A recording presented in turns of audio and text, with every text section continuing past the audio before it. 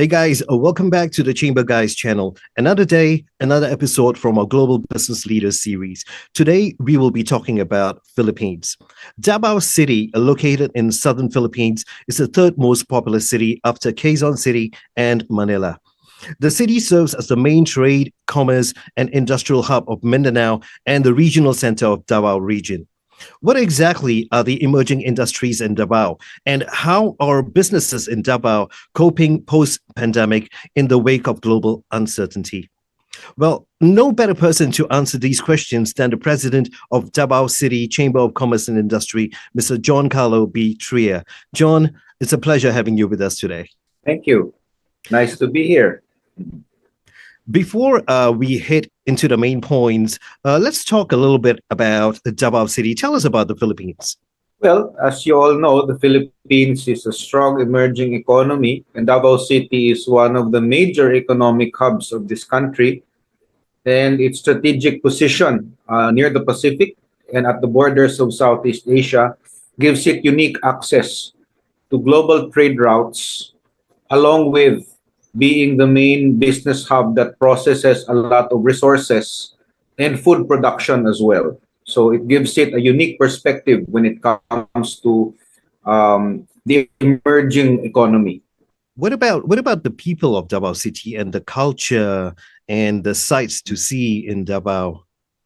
Yes.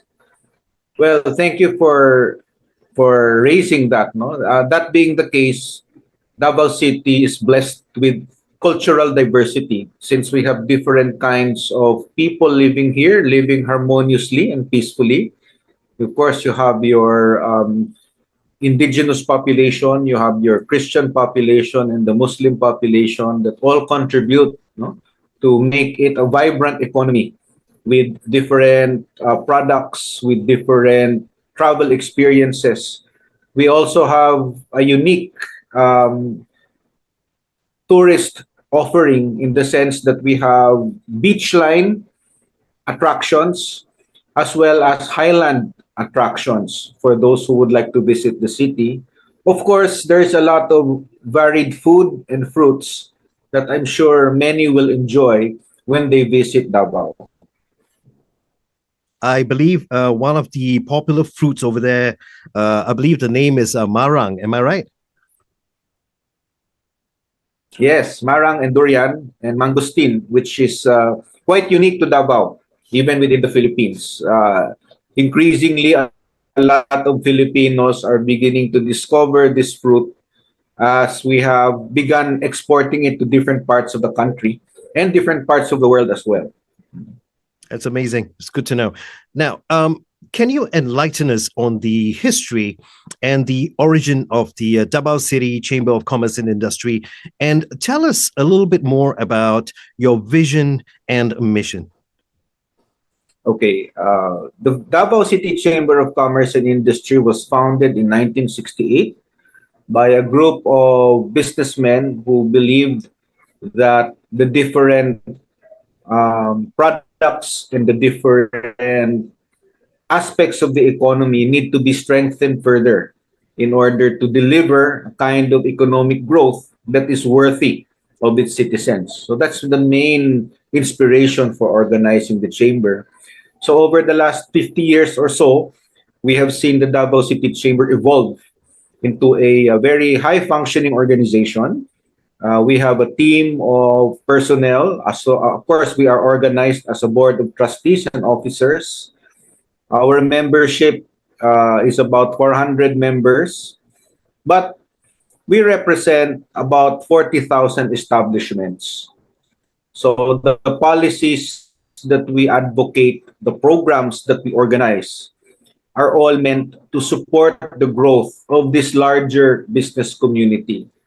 Now, in the last few years, as you may know, as we recover from the pandemic, the role of the chamber has become even more pronounced since this is where a lot of the new ideas needed for strengthening businesses in the face of this recovery period need to be processed and promoted.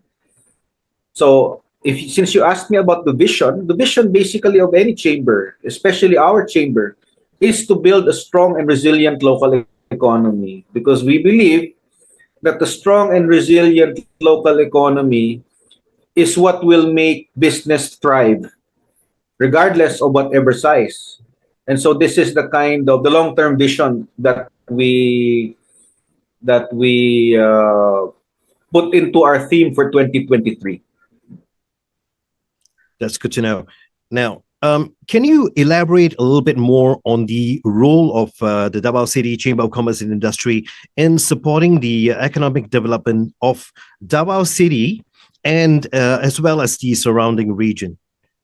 Okay, so you will note that since we are a very diverse population and a very diverse economy, it's important that the Davao City Chamber recognizes the potentials that are inherent in this kind of demographic and the kind of products, services, and travel experiences that can come from this kind of diversity. So, in the last few years, we have really embarked on cooperating a lot with government, especially on economic reforms that the previous government and the current government have been pursuing, such as tax reforms, and particularly the new laws concerning innovation, since there are programs that can help businesses and companies innovate.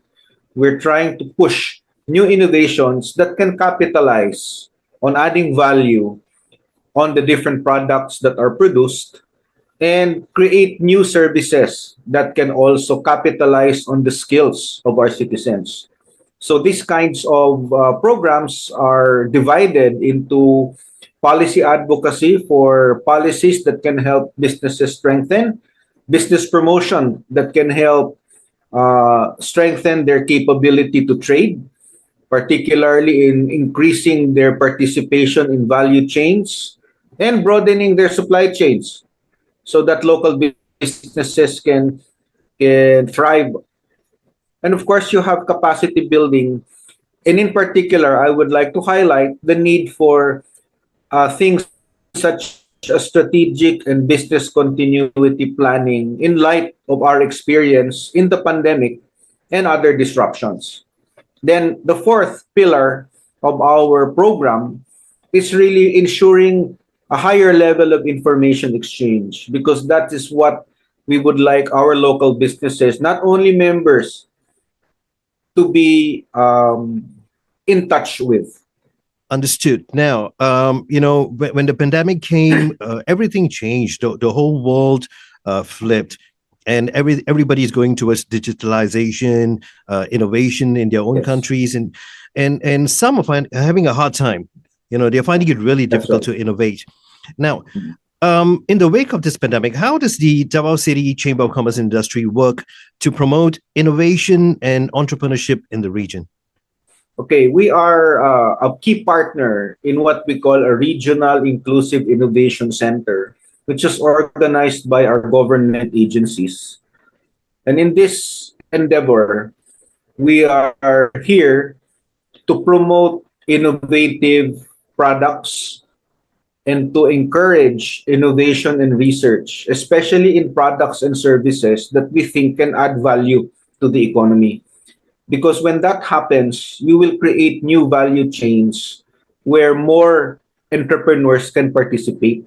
It's giving them a platform. Like, for example, if you were to create new food products that use, let's say, local fruits, and if these products are designed to be exported, then you create a long value chain for this product and you support the participation of different suppliers in the supply chain. So that makes a robust, high value uh, set of products that can invigorate the economy. So that's just an example. So that's how we are trying to help many companies recover, because we believe that disruptions will come whether we like it or not. They will affect our capability to source raw materials. They will harm the capability of our companies to export products. So creating new value chains gives them new options, so that even if disruptions arrive, the threats can be mitigated. Right. The past 3 years has been complete chaos with the COVID-19 pandemic, and when it hit, the global economy, really suffered. And in the aftermath, many businesses have been forced to wind up their operations. The survivors are still in the midst of reconsolidating their businesses and paying closer attention to their overheads. Did you have Yes. any post-pandemic programs to help your members recover? Actually, in the post-pandemic era, a lot of our innovation-related programs are meant to broaden their capability to source raw materials and find new businesses. That's why we've been engaging a lot of incoming trade missions, and we have been putting together different capacity building and training programs alongside government agencies in order for our members and the larger business community to maybe design new approaches and new strategies as well. Of course, the strength of any local economy is really in the firms that make up the economy, and so we are cognizant of that. That's why the point of intervention is to help the business thrive. In the last quarter, as we started our term, we began with a big consultation activity because we would like to know, we get the pulse of the businesses in terms of the kind of policies they would like to push, the kind of programs that they believe are beneficial to them. Both business promotion and capacity building programs, so that this consultative approach will allow us to design the interventions that will be beneficial to them, as well as generate buy-in from them. Right. We've been hearing in the media talk of global economic uncertainty, inflation, and an impending global recession in the wake of geopolitical tensions. Does the Davao City Chamber of Commerce and Industry have any plans or systems in place to help its members mitigate risks and also minimize any potential economic impact? Okay, our programs that will promote digitalization. We just had a forum last week on encouraging digitalization, courtesy of a set of providers. This will already open the possibility, especially for the majority of businesses, which are micro and small businesses. I mean, the number of establishments in Davao City is about 40,000, but about more than 90% of them are classified as small. And so equipping them with the capabilities to engage the digital economy, we believe will allow greater flexibility and maybe strong resilience, so that in case anything happens, the digital platforms will already be a buffer against the different threats. So these are the kinds of programs we are engaging, as well as the business continuity planning, because digitalization cannot take place in a vacuum. It has to thrive within a framework that helps the business consider long-term growth strategies. So these are the kind of programs that we will be launching over the next few months. Then, of course, we have major events that can put together different businesses. Like in July, we'll be having a large Davao Investment Conference. This will actually put together different CEOs from different parts of the world to take a look at the different emerging industries and allow us to benchmark as well as showcase the kind of emerging industries that are worth investing in, that can create the resilient economy. Thank you very much for that, John. We have actually come to the end of part one. Folks, this brings us to the end of part one with Mr. John Carlo B. Tria, the president of Davao City Chamber of Commerce and Industry. When we come back, we will have an in-depth discussion about Davao City Chamber of Commerce and Industry's role in supporting emerging industries in Davao City. And on top of that, we will look at why a membership in this chamber could just be the turning point for your business. Stay with us.